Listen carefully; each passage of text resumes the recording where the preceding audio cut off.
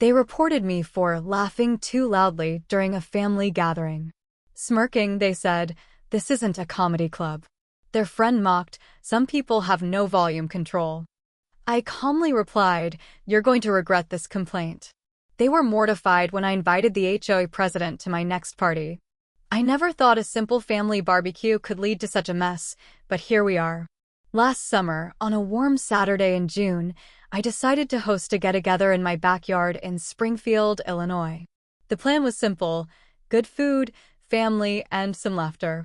We set up the grill, brought out some lawn chairs, and enjoyed the day. As the afternoon rolled on, the mood was light. My brother told a joke that had everyone in stitches.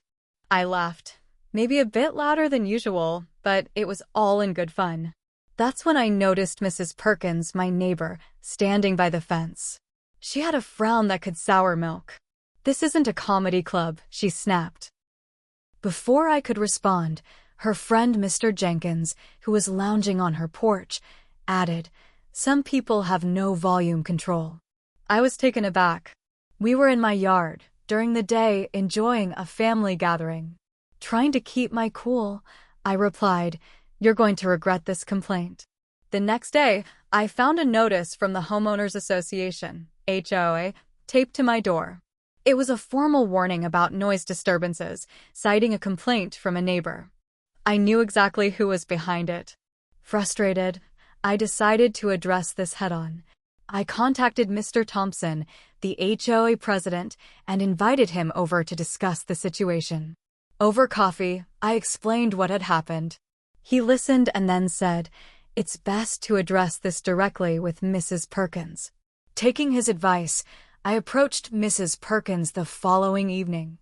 I apologized if our gathering had disturbed her and suggested we find a way to coexist peacefully. She seemed taken aback by my approach, but agreed to discuss it further. We decided to set some ground rules for future gatherings to ensure everyone's comfort. While it wasn't an ideal situation, it was a step toward resolving our differences. In the end, open communication proved to be the key.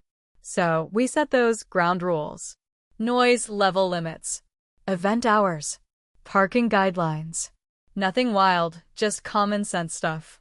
For a few weeks, things stayed quiet. I thought we'd moved on. But I was wrong. One night, around 8:45 p.m., I hosted a small game night. Just me, my sister, her husband, and 2 friends. We were inside, windows closed. We weren't even playing music, just laughing, mostly at some ridiculous board game answers. Next morning, another notice on my door. Second warning for excessive noise, HOA violation. Now I was pissed. I called Mr. Thompson. "Were you even notified of this complaint?" I asked. He sighed. "Yes, it came from Mrs. Perkins again. She said the noise carried." I reminded him of the new rules. We were indoors. Before 9. No music. And only 5 people. He paused. "You're right. Technically, you didn't break anything. But she's on the HOA board now." "Excuse me?" Apparently, after our little meeting, Mrs. Perkins joined the HOA board. And not only that, she had Mr. Jenkins join too. Suddenly, she wasn't just a nosy neighbor. She had power. From then on, every time I had more than 3 cars in front of my house, complaint. If I turned on the patio lights past 9 p.m., complaint. Someone laughed too loudly on my porch, complaint. It got to the point where I was afraid to open a soda can too aggressively. But here's where it gets interesting. I started talking to other neighbors. Quiet ones. Ones who'd been there longer than me. I asked if they'd ever had issues like this. Turns out, oh yeah, a lot of them had. Mrs. Perkins had been doing this for years. To new neighbors, young families, even to a sweet couple who just liked to play guitar in the evenings. Slowly, over time, people stopped hosting anything. Stopped talking. The street became cold. Quiet. Like she wanted it. But people didn't want to fight. Most just gave up. Moved away. I didn't want to be one of them. So I changed tactics. If she wanted to play HOA games, fine. I'd play too. First, I attended an HOA meeting. just to observe. I listened to how they voted, how rules were changed, and how power flowed. I learned quickly, most people didn't even show up. Half the board was made of Perkins' friends, and nobody questioned anything. Then I started inviting neighbors over, not for parties, but for coffee, walks, chatting while doing yard work. I got to know them, helped them fix fences, cleaned up trash after storms. And most importantly, I listened to their stories. They were tired of being scared to live in their own homes. I decided it was time to turn the tide. But I didn't do it loud. I didn't throw a protest or start a Facebook war. No, I planned a party. But not just any party. A community party. And I invited someone special. Someone Mrs. Perkins would not expect. The HOA president. But not just Mr. Thompson. I found out his term was ending. And I found out how new presidents were elected. You guessed it. The community votes. So I start planning this community party. Carefully. Quietly. I printed flyers that said, Neighborhood Appreciation Barbecue. Meet your neighbors. Free food. Music. Yard games for the kids. Held right in my backyard. But I didn't stop there. I added a note at the bottom in bold. Special guest, HOA President Mr. Robert Thompson. Q&A and open discussion about our neighborhood. The RSVP list started filling fast. Turns out, people were dying for a reason to hang out again. And even more curious about what this open discussion meant. Meanwhile, I learned something else. Mr. Thompson? He was not a fan of Mrs. Perkins. She'd been making his life hell behind the scenes.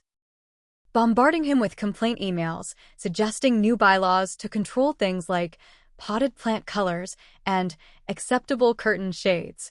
So when I asked him to speak at the barbecue, he didn't hesitate.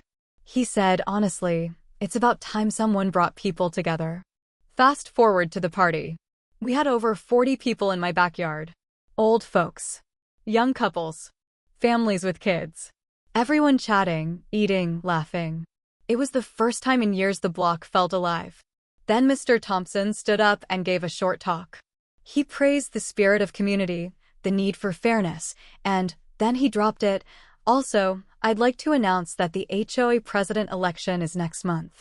I won't be running again. But I hope one of you steps up and runs, especially someone who believes in listening. The whole yard went quiet. He looked straight at me. And I nodded. You could see the realization hit Mrs. Perkins, who had just shown up halfway through the party with her arms crossed like someone was dragging her to a root canal. Now here's the real twist. I wasn't planning to run. Not yet, anyway. But my neighbor, Brian, he had been on the HOA board before Perkins muscled in. He stepped down years ago due to family stuff, but I convinced him it was time to come back. He was fair, calm, knew the rule book. And, most importantly, he had receipts. Brian had kept emails and minutes from past HOA meetings, including ones showing how Mrs. Perkins pushed through new rules with barely any quorum. Stuff like targeting specific houses, mine included, bending interpretation of nuisance violations, and shutting down requests without proper process. At the party, once Mr. Thompson finished, Brian stepped up and announced he was running for president. Half the backyard erupted in applause. People who barely spoke up before were suddenly saying, "You've got our vote." Mrs. Perkins looked like she'd swallowed a lemon whole. But I wasn't done yet. The day after the party, I posted photos from the event in the HOA Facebook group. No captions. Just happy people. Kids smiling. Neighbors laughing. Then I attached a link. RSVP for the HOA election meeting. Let your voice be heard. She tried to retaliate again, filed a noise complaint after the party about music being played past quiet hours. The problem? The music had stopped at 8:45. And Mr. Thompson had been there the whole time. He shut her down personally with an email that said, "After attending the event and monitoring noise levels myself, I consider the matter closed." That's when it got weird. 2 days later, my trash bins were knocked over. Nothing stolen, just dumped all over my yard. Same thing happened to Brian. Then one of the neighbors who RSVP'd got a mysterious letter in their mailbox with no return address. Just the words, "Careful who you support."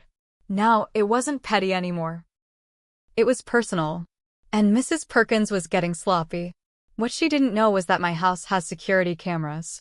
Motion-triggered, night vision, covering my front porch, side gate, and driveway. And yeah, they caught something interesting. Want to see what I did with that footage? So the cameras caught it. 2:13 a.m. Blurry figure walks up my driveway. Hooded. Small frame. About shoulder height to my fence. Walks straight to my trash bins. Tips them. Walks away. Next night? 2:07 a.m. Same thing at Brian's place.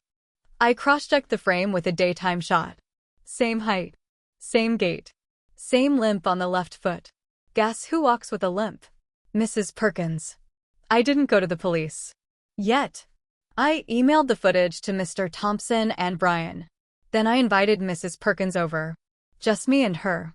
Middle of the afternoon. She showed up like she always does, arms crossed, eyes sharp. "What is it now?" she asked. I had my laptop open. Pressed play. Didn't say a word. She stared at the screen, jaw twitching. "That could be anyone," she said. "Maybe," I replied. "But I figured I'd give you the chance to explain it before I show it to the entire HOA next month." She tried to switch tactics. "You're being petty." I closed the laptop. I was being patient. This was stupid. She stormed off. But not before mumbling something about lawyers. Fast forward to the HOA election. The community center was packed. More people than they'd ever seen. Standing room only. Brian got up. Talked about transparency, fairness, ending weaponized complaints. Then I got up and spoke. I told the full story. Calm. No shouting. Just facts. Every violation. Every email. Every camera clip. Then I played the video. Gasps filled the room. Mrs. Perkins didn't even show up. The vote wasn't close. Brian won in a landslide. But that wasn't the end. Because now everyone had questions. Turns out she'd been fining people for things not even in the HOA rules. Like one woman who'd been paying $25 a month for mailbox design inconsistency. Another who had to replace his garden lights twice because they were too bright. None of those rules actually passed a vote. The HOA began a full review of the past 2 years. They reversed dozens of fines. Refunded thousands of dollars. And then they did something that shocked even me. They voted Mrs. Perkins off the board entirely. Unanimously. Then someone motioned to ban her from future board service for 5 years. Passed again, unanimously. She was done. But here's where I made my mistake. See, I enjoyed the win too much. I gloated. Posted a thanks to the real neighbors photo online with a caption, "Silence isn't peace. It's control." It went a bit viral. That's when local reporters caught wind. They ran a story, HOA tyrant overthrown in neighborhood revolt. They named names. After that, things got darker. Her house was egged. Twice. Her mailbox smashed. And I knew, deep down.